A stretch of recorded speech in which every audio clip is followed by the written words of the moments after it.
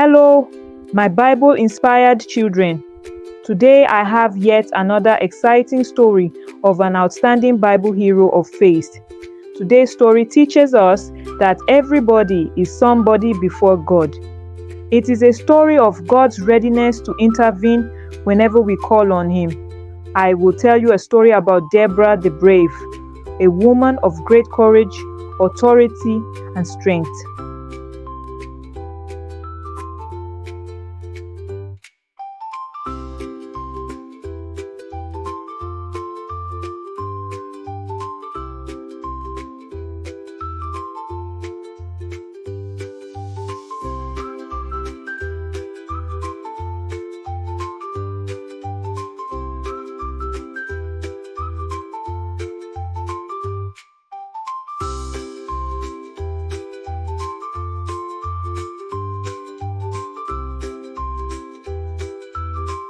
Long, long ago in the land of Israel, where the sun rises bright and the land sings with the wind, there lived a wise and brave woman named Deborah.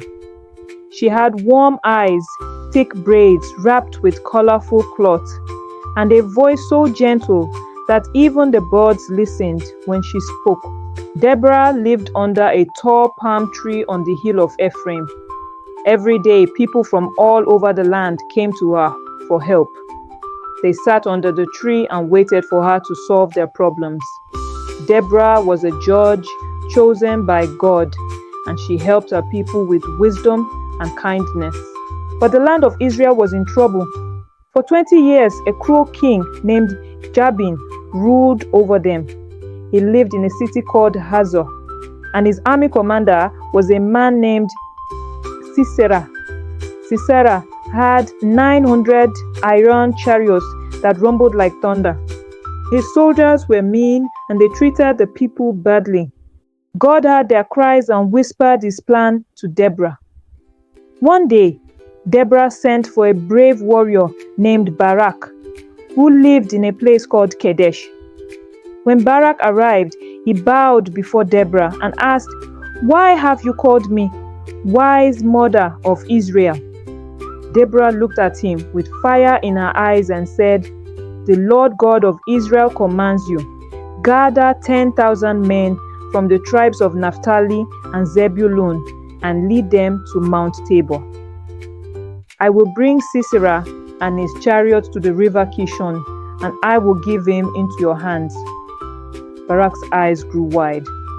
"If you go with me, I will go," he said. "But if you don't go, I won't go."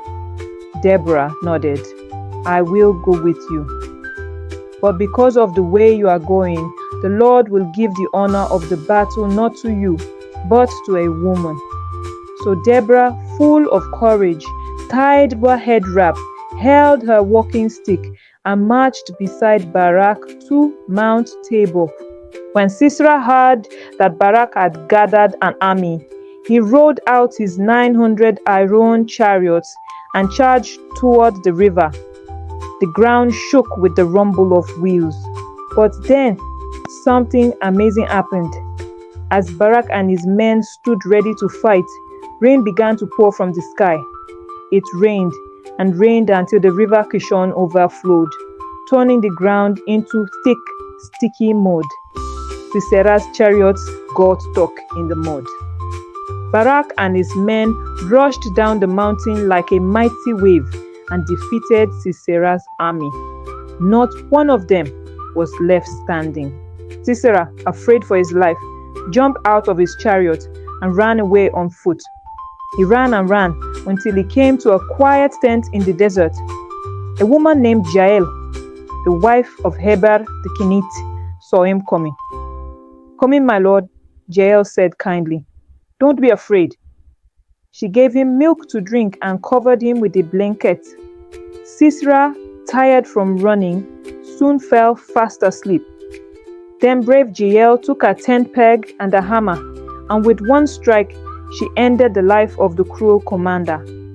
That day, the mighty Sisera was defeated not by a sword, but by the courage of a woman. When Barak came looking for Sisera, Jael showed him the sleeping enemy. Barak was amazed, and when he returned to Deborah, he told her everything. The people of Israel danced and sang. Deborah lifted her voice and sang her song. Hear, O kings, listen, O rulers, I will sing to the Lord. The earth shook, the skies poured rain, the mountains melted before the Lord. Most blessed among women is Jael. Her hand struck the enemy down. The land had peace for 40 years. From that day, the children of Israel knew that God can use anyone, man or woman, to do great things. And they never forgot the woman who judged under the palm tree. Her name was Deborah, the mother of Israel. This story teaches us that God uses brave people who trust Him. Girls and women can be leaders and heroes too. God is stronger than any army and battles of life.